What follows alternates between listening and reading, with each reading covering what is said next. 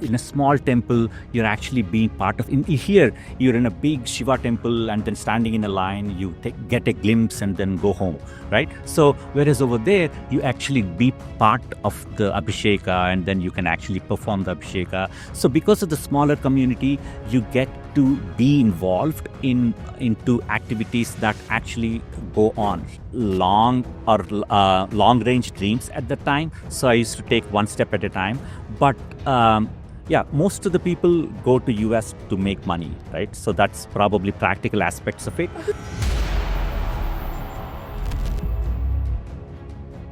So some things have not passed on well, I think about 2-3 generations ago.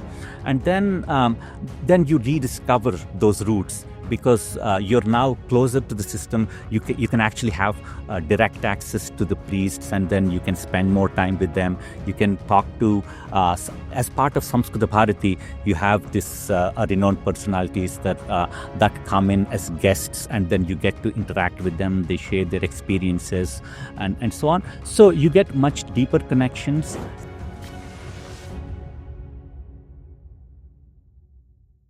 Welcome to the Life Grids conversation. Today, everything we have an app and that does most of our jobs. Specifically when it comes to spirituality and devotion, that segment also has a lot of apps. Without that, I think today, looking what tithi it is, what kind of a nakshatra, the Panchanga, the Sankalpa, all these things are very important. And specifically, we use apps to read stotras and slokas. And today, our guest is a founder of Vaidika Vignanam, an app I personally use.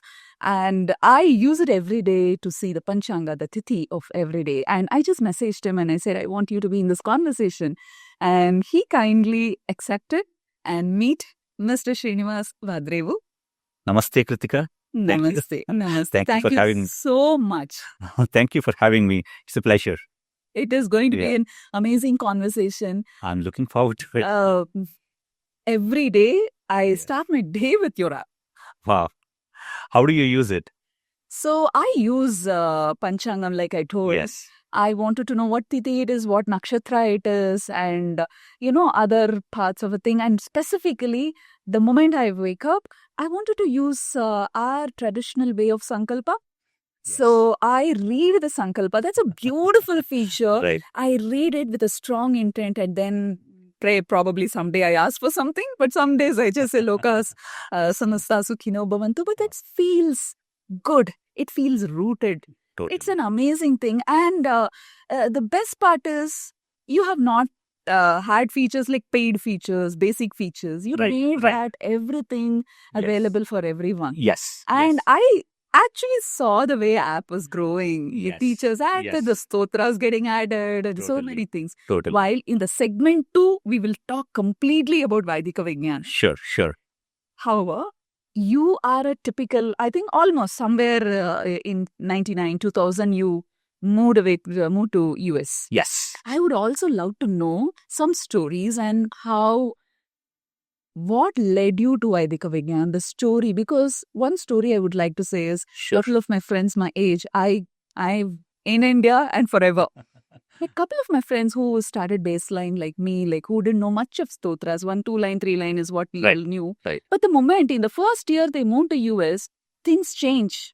They end up knowing everything from all the Sahasranamas and Rudram and things like that. I see. What is your background? How it all changed when you moved to US? I was probably similar to what you have. So I know a few stotras. I had a ritual that Monday, Lingashtakam, and then Tuesday, Hanuman Stotra, and so on. So I used to read the short stotras, not like Sahasranamas and then that much into it. And then I had at least a daily puja. And then also I moved to US in about year 2000, right? So that's when I moved to Minnesota. So the first couple of years, it's more about survival and then getting adjusted. So Minnesota and especially the Duluth, the place that I've been to, it's a small town and probably the entire town had about 50 Indians. We didn't have an Indian grocery store. So dal was a staple food for me. And then, so we didn't have a dal that often. In 2000. In 2000. So we had to go to Minneapolis. That's where the Indian store is. So whenever someone goes to Minneapolis, we used to get dal, and then so we used to survive. And then there used to be a really small community of Indians. So we used to celebrate Diwali and then few other festivals, but that's about it, and not that too, no firecrackers or anything. So it's just like a get together, and then we'll have good food. That's about it. But then things changed after I moved to Arizona. That's where I started to do my PhD. So over there, the Indian base is much larger. And then we had the first introduction to spirituality is through a Sai study circle. So that's how I got into, like, at least I started having debates with my fellow friends, essentially, but about much deeper topics. Usually you talk about movies or other regular, like, worldly topics, right? But this is where you debate about, okay, how do you judge people, or what should be the varnashrama system? And then, so there are topics that you don't usually pay attention to. You take it for granted. So culture in India is ambient. Right? So you take a lot of things for granted and you don't question it sometimes. And even though you do ask why, you don't get the right answer. So that's why you take a lot of things for granted. And then now you have to be intentional about it. And this is already in Arizona. So that was year 2003. And then still Google is still in its early days, so it's not as prevalent, and you still don't have a lot of resources. Wikipedia was just getting started, so there wasn't a lot of information. So you still have to rely on books, and then discussions with others, and then sharing their stories, their interpretations, and then reading books, and then hearing to pravachanas and discourses, and then so over time, so that piqued my curiosity, and then started, and then I think the transition point has been that I happened to go to a Udupi temple on a Monday evening. So just casually, we just went to one of the temple, but I happened to notice Rudrabhisheka that's going on. And then a group of devotees, along with the priest, have been chanting Rudram. And then it's mesmerizing. And then the resonance of everybody chanting together in swara and so on. So that was kind of your changing. Exactly. Yeah. That's. Now, I also wanted to. Yes. No, you're a hardcore techie. Yes. Right? Yeah. You work with all the biggies possible. The reason one being. Right. Yeah. Right. So we would love to know a little background on your tech thing, because sure. The app. Yes. The Vaidika Vignanam is completely created by you, without AI in good old days. Right. So I would like to know, and also your work with, you had opportunities to meet Bill Gates. Yes. So can you share us your tech background? And Sure. You have also doctorate. I should actually address you Dr. Srinivas. So that's the thing. So in US, then I used to refer to my advisor by first name. So the Dr. Vadrevu or Srinivas doesn't really matter, because it's quite informal over there. But so in terms of the tech career, right? So my master's thesis was on neural networks. At that time, neural networks were being phased out because they're really slow to train, and then the outputs are hard to understand, and so on. So the second part is still largely true, but the first part has dramatically changed, especially with the advent of deep learning and GPUs and so on. So things have quite took off in about 2008, and then another time in 2012 when ImageNet got released. That's when the deep learning and neural networks have ballooned, right? So, and after that, I did my PhD in information extraction and then search, and then worked in Yahoo Labs and Microsoft and Google and Uber and so on, right? But I think all of this trifecta, in the sense that spiritual practice and then tech career and Sanskritam, all of this have been mutually reinforcing each other in a way, because they're sort of complementary. because the tech gives you building any software, you need to plan things, and then you have a schedule, and you need to do this particular tasks in certain order, and you need to organize your code, and so on. So that teaches you a bit of discipline, and Sanskritam gives you an insight and doorway into vastness of our culture. So Sanskritam, did you know the basics? Did you study when you were in India? India, yeah, I did basic things, because in +1, +2, most Indians, I think, learn Scoring Sanskrit. language, Yes, scoring subject. Ramaha, Ramo, Ramaha, and so Your yes, total yes, increases, so most people take right. Sanskritam. Yeah, for- totally. I did the same as well in Okay, India. okay. So in India, that's how I did. So even there wasn't much emphasis on speaking.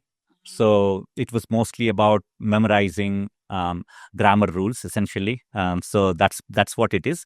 But then things have changed, because I've been learning Rudram in Arizona. I started learning it, and then when I moved to Bay Area for work, and then I found my guru, Sri Marepalli Nagavenkat Shastri Garu. So he's a Ghanapati, and then I've been learning Vedam from him ever since. We learn Krishna Yajurveda, Taitri Samhita. So Took a complete deep dive into it. oh yeah. So That he is, first one Rudram you heard and you've loved the vibration. and then I started attending every week. So like I wanted to listen to it again and again. Then I wanted to be part of it. And then I've asked them, okay, where can I get the books? And then some of them are Kannadigas, some of them are Tamilians, and then they have Devanagari scripts and Kannada books. I needed Telugu book. I Xeroxed some copies later. And I bought more books when I went to India, and then I joined their classes. And then all of us used to go to individuals' home, and then used to perform Ekadashi Rudrabhisheka. Whoa. So things, and then they used to facilitate us at the end of Rudrabhisheka. Things have been quite different over time. Is it just you, or everyone are like this? After going there, they become suddenly huge fascination and huge love for Sanatana Dharma till you're here. We take Right. right? Yes. What are the emotional challenges, or what is that lead you to this path and to go deep, right?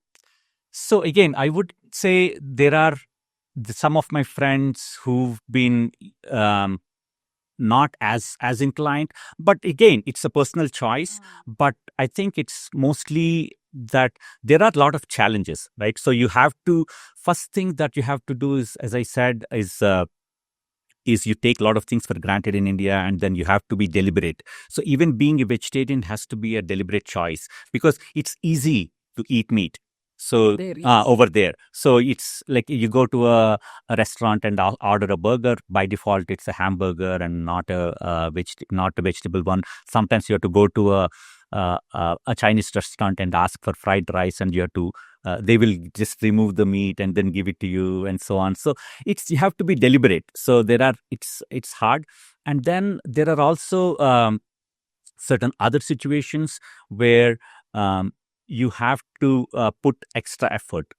So in the sense that especially I'm fascinated about language in general. Okay. So even during my PhD, I used to teach Telugu to kids. Okay. And then when I moved to Bay Area, I'm curious about Sanskritam. And then I got introduced into Samskrita Bharati. So this is a wonderful organization, because the first class, they don't speak in English or any other language. The very first class, they start talking in Sanskritam, and everyone understands. The So 10-day yeah, Sanskritam right. Our fourth segment in our series, Yes. we are definitely going to talk a lot about Yes, Samsiyasam. That'd yes. be an interesting thing. Yes. Another just curiosity. Sure. Is it also because you miss people, you miss family, and you are forcibly trying to get into a community there, and these things happen because this has become a foundation, the Sanatana Dharma, the religious work, Right. and or the festival joining, coming together for festivities. Right. Is this that filling you the gap? Definitely, that's a big part of it. So the thing is, the proximity. So it's Ganesh Chaturthi here is a huge thing, right? You have a big processions. Deepavali is a huge thing. But over there, it's at a much smaller scale. So Ganesh Chaturthi sometimes mean doing puja at your home with your family. So that sometimes brings you more connection. And then Shivaratri means that like you might be in a small temple, you're actually being part of in here you're in a big Shiva temple and then standing in a line, you get a glimpse and then go home. That's all. Right. So whereas over there you actually be part of the abhisheka and then you can actually perform the abhisheka. So because of the smaller community, you get to be involved into activities that actually go on here. Because of the population and then the scale, you don't get those opportunities. I guess things probably would have been different in early days, but now with you can still do that, but with the family, and you need to have the right support or need to have the right connections and so on. So that's probably one factor. One factor. But trust me, people go to US with different dreams. Yes. I want to live a stylish life. Totally. We didn't even have something like a supermarket back then. Like today we have malls. Yes. Not any brand accessible here. Right. But those days, getting smaller things like even chocolates and other things. It is US chocolate. Right. When you went, yes, what kind of dreams were there? How did you visualize today's Srinivas when you went in 2000? Was that your dream then? Probably not. I think I didn't have such a long range dreams at the time. So I used to take one step at a time. But yeah, most of the people go to US to make money, right? So that's probably practical aspects of it. Nothing wrong in it. Yeah, nothing wrong in it. And then, so there is this saying, say, dhana dharmam tata sukham. So you don't get sukham directly from dhanam, but only if you use that dhanam for dharma, dharmic activities, only then. So there is this middle step of dharma in the middle, right? So even to do dharmic activities, you need money, dhanam. So there is nothing wrong in earning money. But what changes is that how you, once you have a decent lifestyle, and then you're taking, and then you start to think about giving back, right? How can I support the community? How can I give back? And then, so because your basic needs are met, and then so the thing is, it's the Maslow's correct, hierarchy, right? Now, right, first two is done. That self-actualization. What do I now give? Exactly. Because our parents had the hard part, right? Yes. They were just struggling to make their ends meet, and they had to think about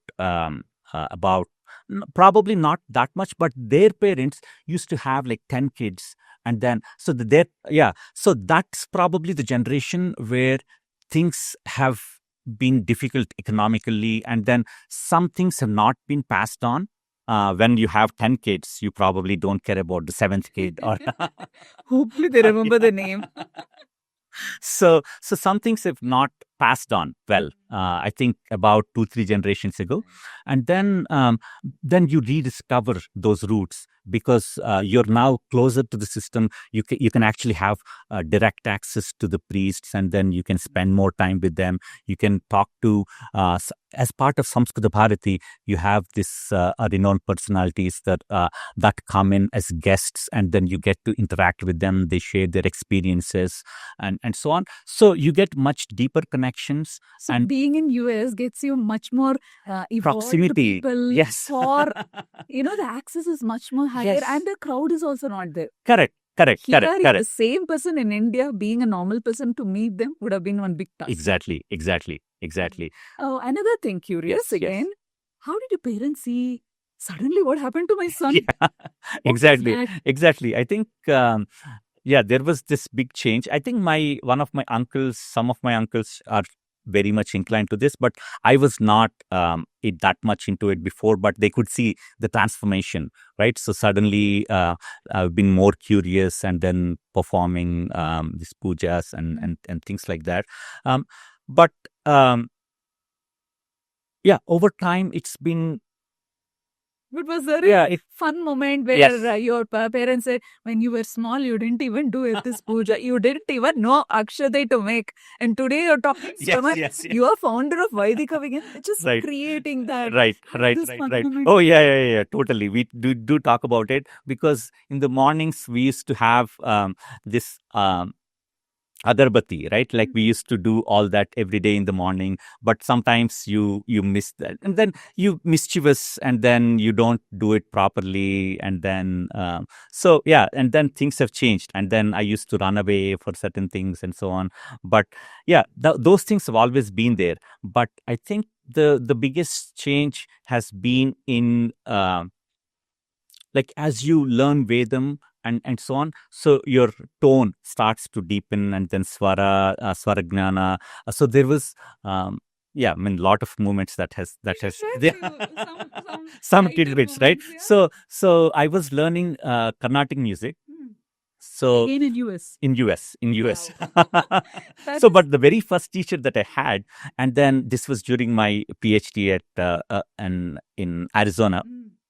So we spent 3-4 months together, and then she tried to teach me. Okay. And then I started to sing, and then it's like, oh, you don't have Svarajnana. So I mean, I later learned with a different teacher. I and my wife learned together, so she helped me. So we used to sing together, and then yeah, I've learned Svarajatis and then Carnatic music later. But the very first teacher, so that's how that's The progress yeah, from a person, exactly. the first teacher telling you Swarajnana is a Right, little yeah, difficult. right. And then she gave up. She didn't want to teach me.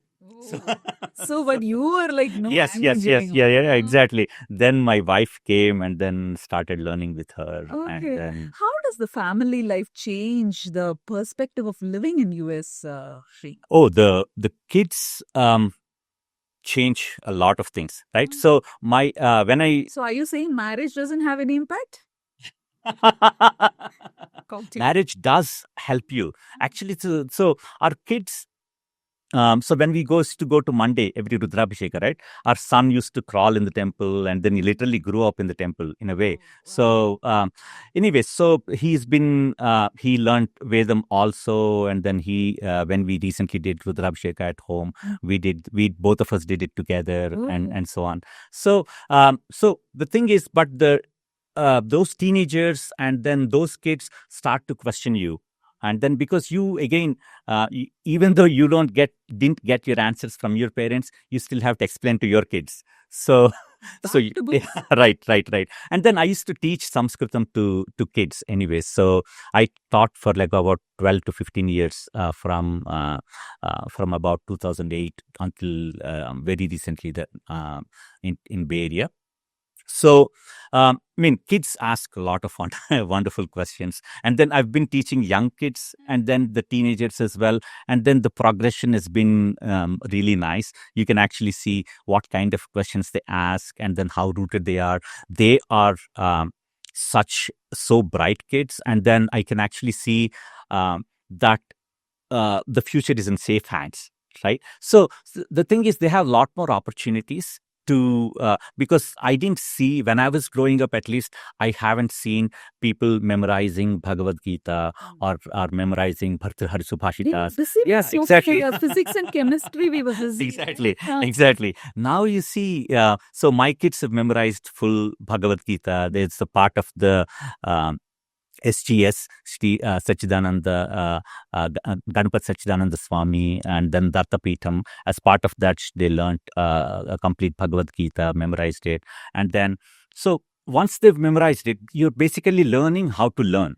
Okay. Right? See, are you parents forcing the children to do that, or is the lifestyle that is making the children learn that? So again, so I would say that not all the kids are doing it, and some kids are doing it. But at the same time, you might force them initially, but after it's the kids that have to take it forward. So they won't be able to sustain unless they're actually inclined into it. So you have to let them experience and then at least expose them to multiple activities, and they can pick and choose. So you expose them to 10 activities, they probably like one or two and then go deeper into it and so on. So at least as a parents, we have this opportunity to expose them to the culture, to Bharatanatyam or classical music, and then this Vedam, and then everyone should learn Vedam. I think Vedam is such a well, a 20-year-old Srinivas told. Yeah. I am curious. Okay. See, even in US, while I understand that you have time and you have that emptiness also, which led you there, and a Correct. community and Yes. all these things are. Yes. But still, like you said, it is only inclination. So Yes. even being Indians from various part of India, Correct. Vedam being very fundamental, not specifically to South India, there will be a community who is not very inclined. And Correct. there will be one community which is so inclined, building temples, inviting people, very busy with everything. Their weekends are always for they're bringing back India to other places. Right. Is this divide very obvious? And how do you guys interact? So even with, I don't think the divide is that clear. So you do see even those community of people still attend, come to the temple on big festival days, and then they still get exposure. And some of them do become part actively. They take active part into the, as I said, the community is smaller, right? So it's not that, because it's still Diwali, everyone comes together. Holi, everyone comes together. Comes together in common places, right? Yes. In temples that you guys have built. Correct. Temples, sometimes outside, the cultural activities that happen and so on. So a large Indian diaspora, again, so they're segregated in multiple ways by region and language, but they are also unified as a common Indian community. Yes.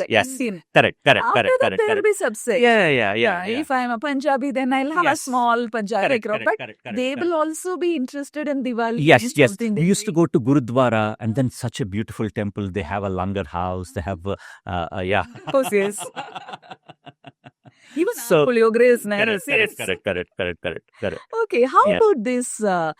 These nuances of coming together and cooking prasadam and all these things. What are your emotional connects with those things that have you been 20 years, 26 years there? Right. Yeah, seva or like service is a big part of it. It's like, so, and when I was a kid, right, if I used to attend an event, I usually go eat and play and come back. Correct. Right? But when I was part of the Sai circle, and then after an event, you stay back, you go clean up, you help, you fold all the chairs and then remove all the mats and take out all the trash and then keep the place as it was before. That was never obvious to me, or I again never paid attention to that before. Right. Somebody did it. Exactly, somebody did it. And we were not bothered. Yes. Everything Right. went automatically. Right. Yeah. So those practices, again, going into the temple and then helping with the cooking prasadam, or arranging for, like, Sachinavatam happens and the group Sachinavathams, and arranging for everybody, or temple events happen, then helping with the temple decorations and then things like that. So those, you start to engage. Again, all happens because of it's a smaller community. I'm sure the same thing happens here as well, but only some certain set of people are a lot more connected to it, while most of them are merely there is a spectator. Yes. Right. How has your overall perspective changed in years? And what do you recommend people right now coming in there, or for people there? What are your... I think, again, the US has changed quite a bit. Now you have Indian stores everywhere, and then yes, very easily. So, and then almost every city has Indian stores, and a lot of a good amount of Indian communities are present. So that culture is shock isn't there as much, but other thing that you need to start with is independence, right? So financial independence is something not as well taught when you were here, I guess that's probably not just in India, even in US, I think as a kid, sometimes we explicitly give them bank account and credit cards, even as teenagers, so to get them used to it. But especially in India, so you've been shielded with all of that. So that's something that you have to learn. So I've been had to learn it in some hard lessons and so on. So that's one thing, that self-reliance and then independence is something that you will build up. So which is actually important. Like sometimes you do engineering outside your hometown, so you would learn some things as well. That anyways has to happen.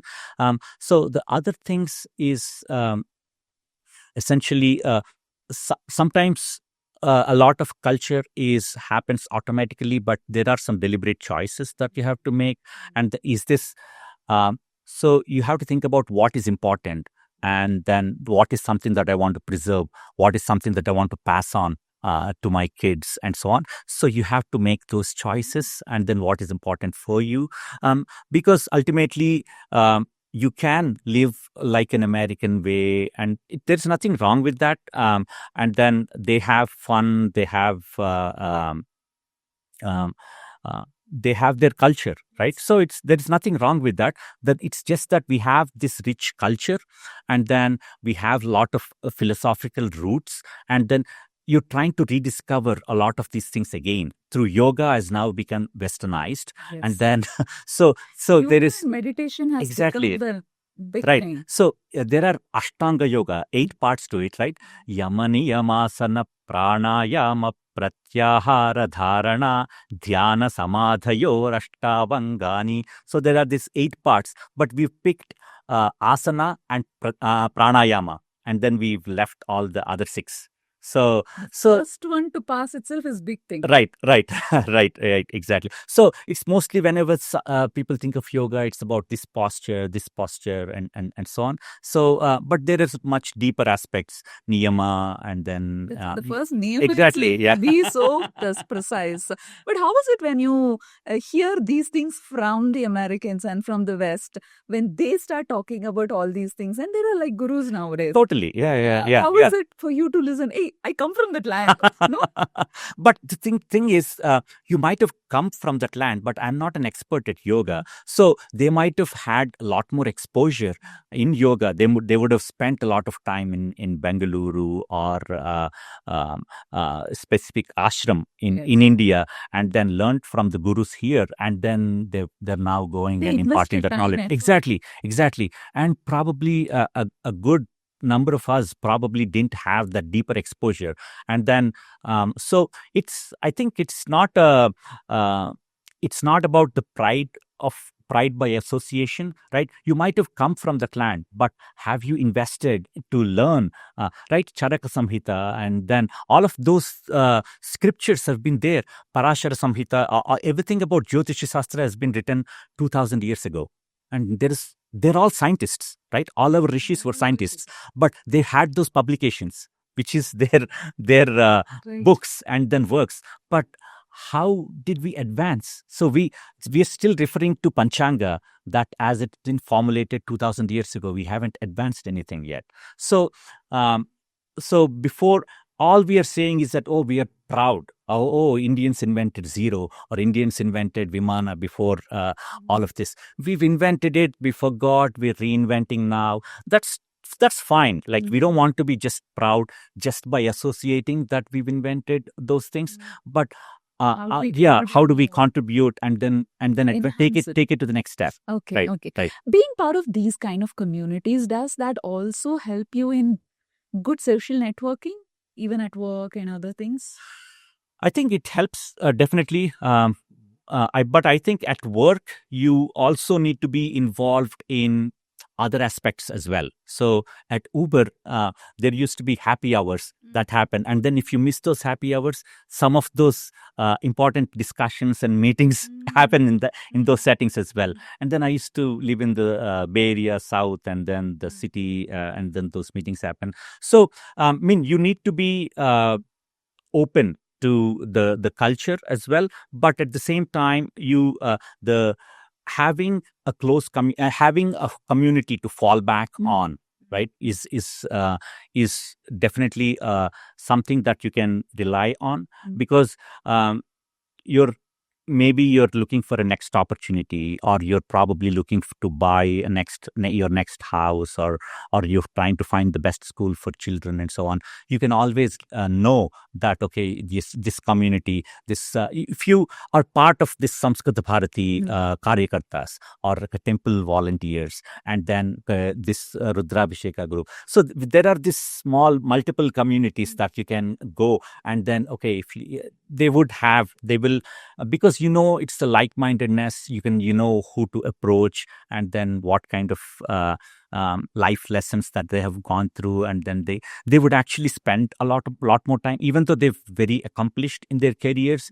They would still spend a lot more time with you, probably not that much in the professional setting, but because you are part of that community, and then Samskrita Bharati Karyakartas, and then you can actually get to spend time with them, and then that helps you professionally as well. That's beautiful. Yeah. That it helps. Totally. When you're out of India, and when you have a family that you've created by giving and also by receiving. Yes. That is amazing. Yes. Share us your experience with Mr.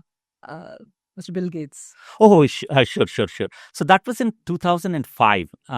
So basically, Bill Gates used to meet with interns. This was a time when I was an intern at Microsoft in Redmond.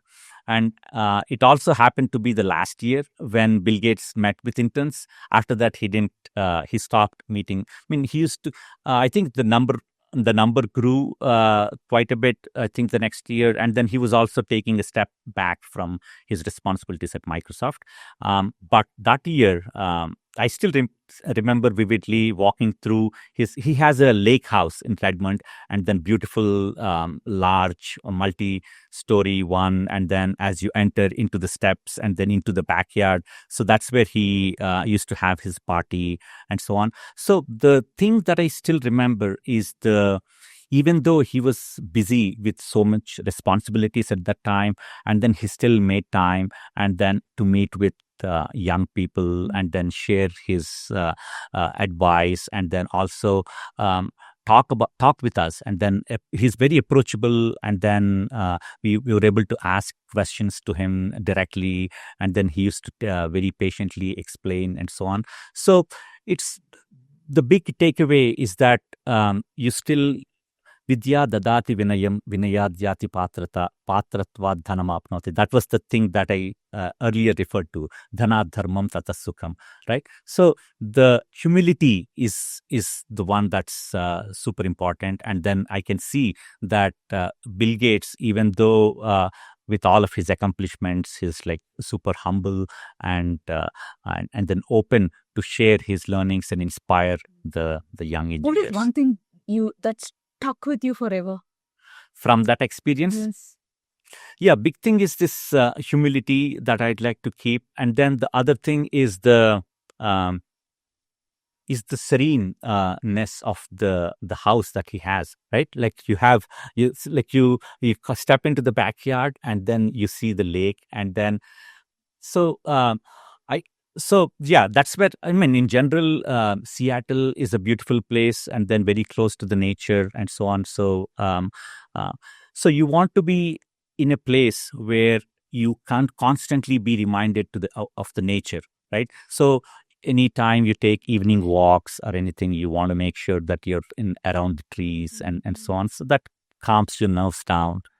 Interesting. Yeah. Have you missed being in India or any kind of, it would have been nice if I was there. I could have learned more, or I could have accomplished more. Anything in this year's? So missed in India, right? Right. So the biggest things that I missed are family. I missed all my cousins' weddings, and only attended my wedding and probably my brother's wedding, and then missed everybody else's. But in terms of learning, yes, I think I probably missed the big wave. I think we were just talking earlier about Bangalore, right? The last time I visited was in 99, 2003, and then things have changed. Right. So yeah, all this growth and the transformation from what was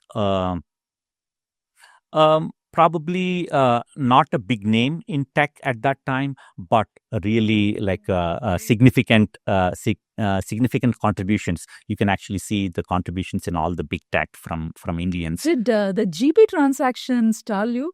Which one? The GP transaction today, even, the roadside vendors and... Oh, yeah. The UPI, Yeah, right? UPI. UPI is like, I think now I have Indian phone, so things are quite different. But 2-3 trips ago, I didn't have my India phone number. And then taxi drivers are like, you don't have UPI? So it's like, You come from yeah, US, yeah, you don't have exactly. UPI. Because here people think Right. every US Yes. person should be using it, but Exactly, that's not exactly. the case. So the thing is, in that kind of technology wise, US is quite behind. So because it's very much credit card dependent, and then it's monopolized by MasterCard and Visa.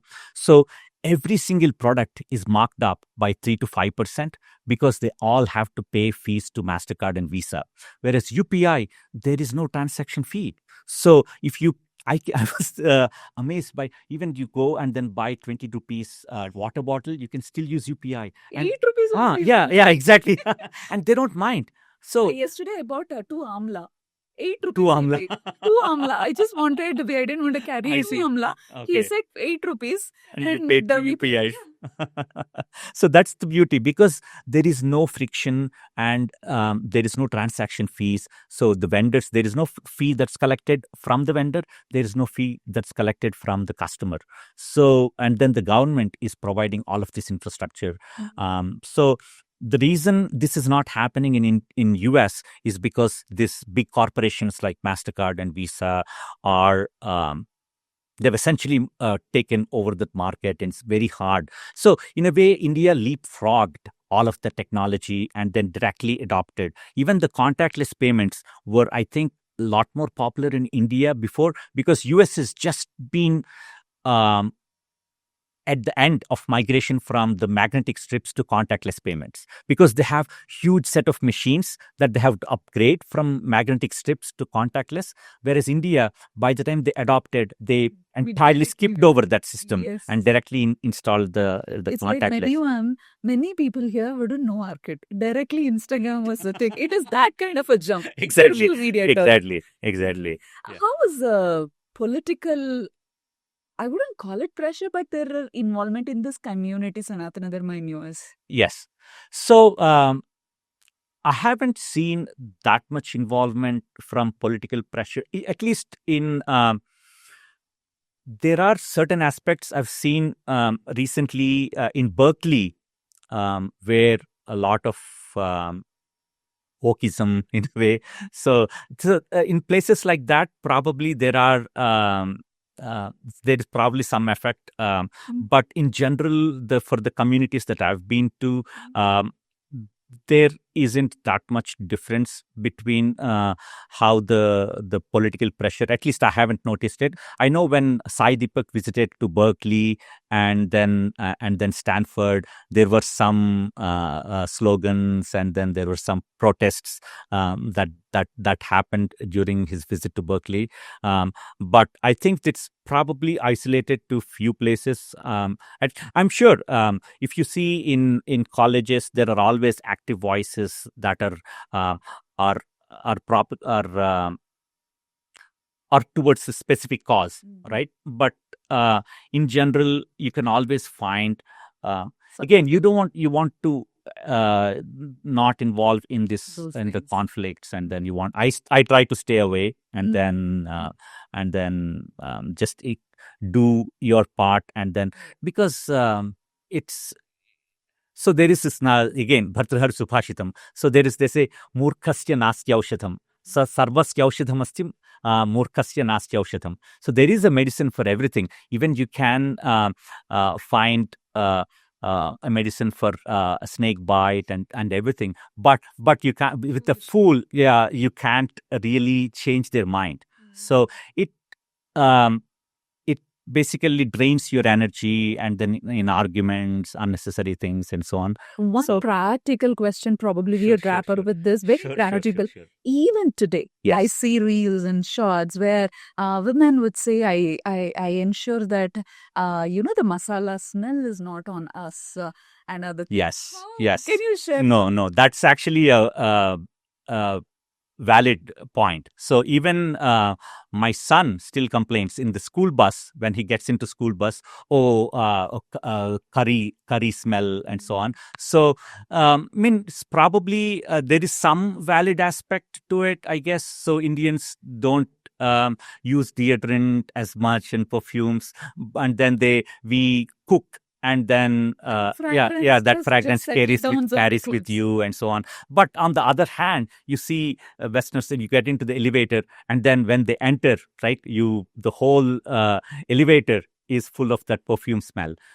So yeah, so which is a problem for us. Correct. Exactly. But I think that is definitely an issue. There is some discrimination, especially the kids face the discrimination in schools because of this. But I think things have been changing, and then especially when the newer generation is a lot more tolerant, and then they're actually they adapt into the they try to fit in, right? Newer generation is always tries to fit in, and that's why. So every generation, by generation over generation, right, we are still sometimes might be stuck in those old customs, but the newer generation always tries to fit in.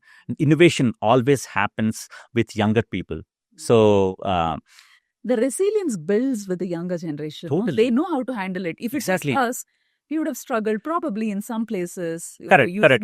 Curry, use Right. and things like that. Right. But children can survive that. Yes, totally. Of course, they will complain to you, but they will figure out a way. They will figure out a way because they have to adapt and then live in that community. They have to make friends. They have to blend into the social circles and then have conversations, play sports with them. Figure it out. Yeah. You mentioned that you were from a Telugu medium. Yes. How was that? And today you're working in the biggies, and you are a very senior position, and you're a founder of an app which Indians love it across the world. That they think it. How was it from the studying from a regional language and reaching here? So that happened over multiple transitions, right? The first transition happened from in the 10th grade when I switched from in Telugu medium to English. So I had to relearn math and physics and chemistry because a lot of those terminology was in Telugu, vritta, chaturasra, dirgha chaturasra. So those terminology we have to relearn rectangle, circle, and so on. So that one transition that happened over there. And then when I moved to the US, so again, the communication, and then I had to work on my accent quite a bit because I was a teaching assistant. So we had to give a seminar, and then the very first seminar that I gave, my accent was really thick. So thought. So I used to be really, really emphasizing certain syllables and so on. So I had to go through. They paired me up with a one-on-one instructor to work on the accent. But that was a blessing in disguise for me because she was able to teach me the difference between W sound and V sound and wallet versus valet. Or English has this different nuances, right? Present versus present. So present is like to present verb, and then present as a gift. A record as a label to record as a noun, and dessert versus desert. But even though the spelling is the same, and then the pronunciation changes quite a bit. There are these exceptions. Content versus content. Yes, exactly. Yeah, the same thing. To be content with something. Yes. Yeah, right. Yes. So these nuances are there in English language, and then of course, as being in a managerial roles later, so I had to work on my accent again. So the challenge initial years was I thought that I would have difficulty in understanding Americans because they might speak too fast, but the challenge is the other way, making myself understood to them. So that I had to work on it and deliberately. But language is something that I quite fascinated about. Now my kids complain. I keep correcting them. They keep correcting me. So we have fun at home. We always correct each other all the time. Interesting. What are the few things even now you feel I'm an outsider in US? Though you have been an accomplished person, so you contributed a lot. Correct. The one thing that you can't change is your skin color, right? So you can change your accent, you can try to blend in and then do all that, but people still see your skin, and then they associate you with Asian or an Indian, and then sometimes, like not all the time, but that some discrimination happens, especially like kids' college educations right now. So like being Asian in general, it's been super tough to get into colleges, US colleges. Even though you have lived here there for college. Doesn't really, because they want diversity. So if they want meritocracy, then all you would have is just Indians, right? Everybody does Indians. Yeah. Exactly. So they want diversity. So it's always gets difficult, and then you don't know exactly what the criteria is, because sometimes it's subjective, sometimes it's objective, and so on. So there is some discrimination that happens just so that you have an Indian last name, and then it doesn't really matter. But I think it's been, and then there has been recently, I think, a lot more targeted discrimination towards Indians in the, I think, last few months because of what the situations and so on. But I think in largely what the Bay Area, though, there is, you see people from all across the world, Europeans, and then East Asians, and then you have people from China, and then Russians. So Indians everywhere. So that is a diverse culture. So they don't think about any skin color, because that doesn't even cross their mind. Whereas if you go to Dallas or New Jersey or specific areas where, so there are certain towns in Dallas that are like way dominated by Indians, and then specifically Telugu, or probably some parts are dominated by a specific segment. So over there, you would see the discrimination. Sometimes if an American comes into that culture, and then it gets a shock with so many Indians surrounded. They feel outside, and then so and like the other discrimination happens in another way. But the other side, what is your community? Not everyone from your family is now there. Sure. But still, when now that your friends who you grew up with, who studied, when they see that you are there in US, what kind of such discrimination you face from here? I see. So, yeah, that's a good question. I don't, so you've been disconnected from the culture in a way, because I've been out for like 26 years close to, and then you don't know the ins and outs. Like only recently I've gotten used to the UPI payments, and then there are many such nuances like that. And then you don't have the Blinkits. Correct. You don't have the Blinkits and Zeptos in your place. I don't even know what they are. Oh, good.